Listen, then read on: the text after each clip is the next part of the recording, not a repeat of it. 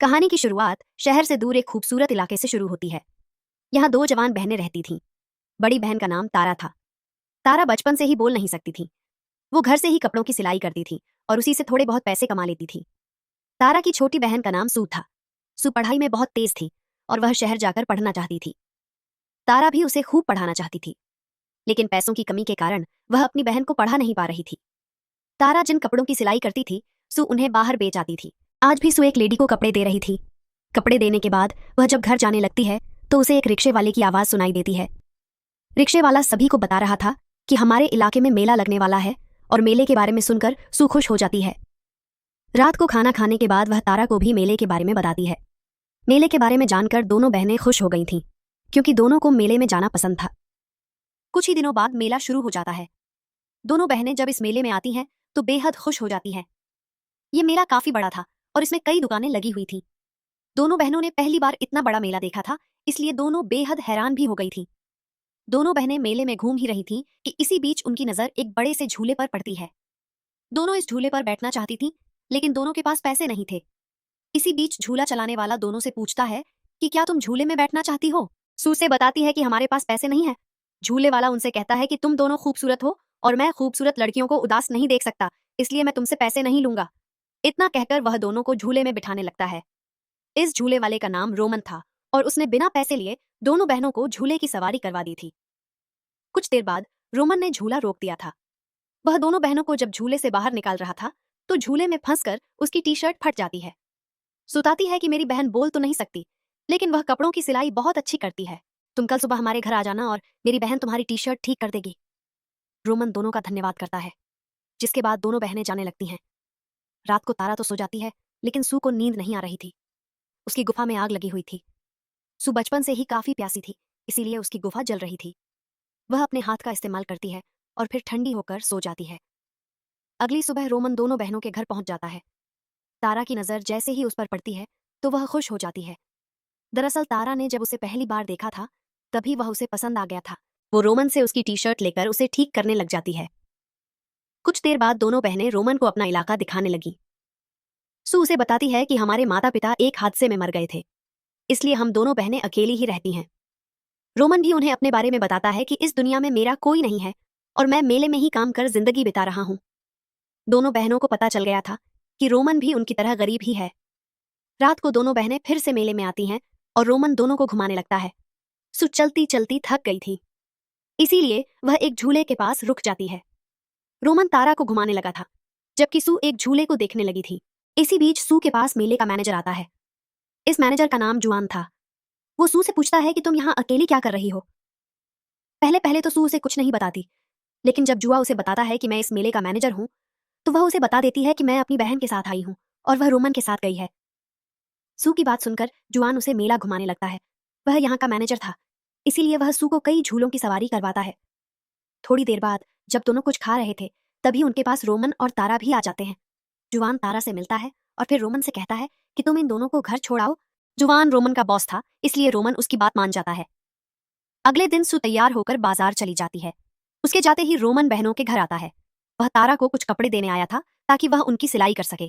तारा इस वक्त घर में अकेली थी, इसलिए रोमन मौका देखकर उसकी गुफा में धमाके कर देता है।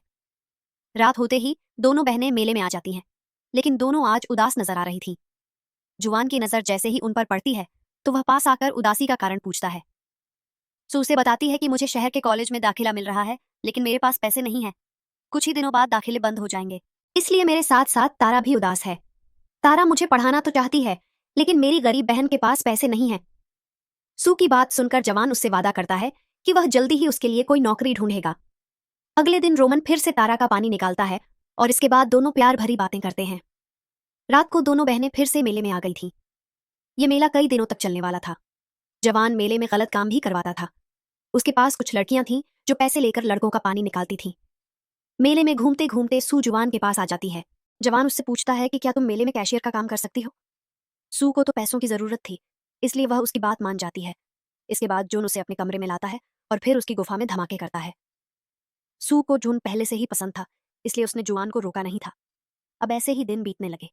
रोमन बड़ी बहन के साथ मजे कर रहा था, जबकि उसका बॉस जुआन छोटी बहन के साथ। ऐसे ही एक रात जुआन सू से कहता है कि अगर तुम ज्यादा पैसे कमाना चाहती हो तो तुम्हें लड़कों का पानी निकालना चाहिए।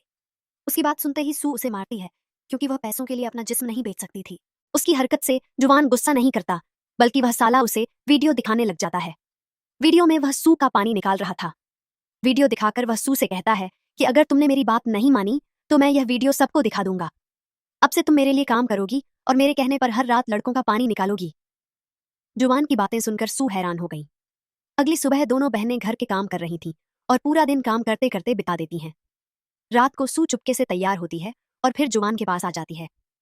जल्दी ही जुवान उसे एक लड़के के पास भेजता है, जिसके बाद लड़का सू की गुफा में धमाके करता है। अगली सुबह रोमन बहनों के घर आता है और तारा को अपने साथ लेकर चला जाता है। दोनों पूरा दिन घूमते हैं और मौका देखकर एक दूसरे का पानी भी निकालते हैं। रात को सू जुवान के कमरे में थी और जुवान उससे कुछ ऐसा कहता है जिसे सुनकर सू हैरान हो जाती है। जुवान चाहता था कि सू की बहन तारा भी लड़कों का पानी निकाले। सू ने ऐसा करने से मना कर दिया था, इसलिए वह साला उसे वीडियो की धमकी देने लगा।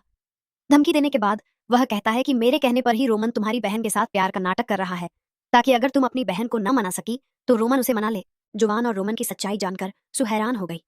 वो पहले जुवान को पसंद करती थी, लेकिन अब उसे जुवान से बेहद नफरत हो गई थी। कुछ देर बाद सू अपने घर में थी। वह तारा को पूरी बात तो नहीं बताती, लेकिन उसे रोमन से दूर रहने को कह देती है। सू ने पहली बार ऐसा कहा था, इसलिए उसकी बात सुनकर तारा हैरान हो गई। अगली रात जुवान के कहने पर सू रोमन का पानी निकालने लगी और इसी बीच तारा उसे देख लेती है। वो यहाँ रोमन से मिलने आई थी, लेकिन वह तो उसकी बहन की गुफा में धमाके कर रहा था। तारा को लगा कि रोमन का सू के साथ भी चक्कर चल रहा है और वह दोनों मिलकर उसे धोखा दे रहे हैं। अगली सुबह तारा सू से लड़ने लगी। सू उसे समझाने की कोशिश करती है कि रोमन धोखेबाज है, लेकिन तारा उसकी बात मानने को तैयार नहीं थी। वह गुस्से में आकर उसे घर से निकाल देती है और उसे रोमन के पास ही जाने को कहती है। रात को तारा मेले में आकर रोमन से भी रिश्ता तोड़ लेती है। वह मेले में जुवान के बुलाने पर आई थी। जुवान ने उसे भी मेले में नौकरी दी थी, ताकि मौका देखकर तारा से भी गलत काम करवा सके। इसके बाद वह जब जाने लगती है तो सू उसे रोक कर मेले से दूर रहने को कहती है। तारा बोल नहीं सकती थी, इसीलिए वह एक कागज पर कुछ लिखती है और फिर सू को कागज देकर चली जाती है। कागज पर लिखा था कि मुझे मेले में काम कर रही लड़कियों ने सब कुछ बता दिया है। तारा का कागज पढ़कर सूच में पड़ जाती है। तारा घर आते ही कुछ करने लगी। वह पहले कुछ बोतलों में तेल डालती है और फिर उन बोतलों को बैग में रखती है। देर रात को जब मेले में सभी सो रहे थे तो तारा मेले में आकर तेल छिड़कने लगती है। तारा ने पूरे मेले को जलाने का फैसला कर लिया था। वह यह सब कुछ एक योजना बनाकर कर रही थी। पूरे मेले में तेल छिड़कने के बाद वह आग लगा देती है। रोमन एक झूले के पास सो रहा था और वह भी आग में जलकर मारा जाता है। तारा सू के पास आकर उसे चलने को कहती है। सू जाने से पहले जुवान का पैसा चुराना चाहती थी, ताकि वह उन पैसों से पढ़ाई कर सके। वह जब जुवान का पैसा चुराने लगती है तो जुवान जाकर उसे पकड़ लेता है। इसी बीच तारा पीछे से हमला कर उसे बेहोश कर देती है और वह भी आग में जलकर मारा जाता है। तारा ने मेले में आग इसलिए लगाई थी ताकि सभी को लगे कि रोमन और जुवान आग में जलकर मर गए और किसी को तारा पर शक ना हो। कहानी के आखिर में दोनों बहनें शहर की तरफ जा रही थीं। यहाँ सू अपनी पढ़ाई करने वाली थी। इसी के साथ इस कहानी का यही अंत हो जाता है।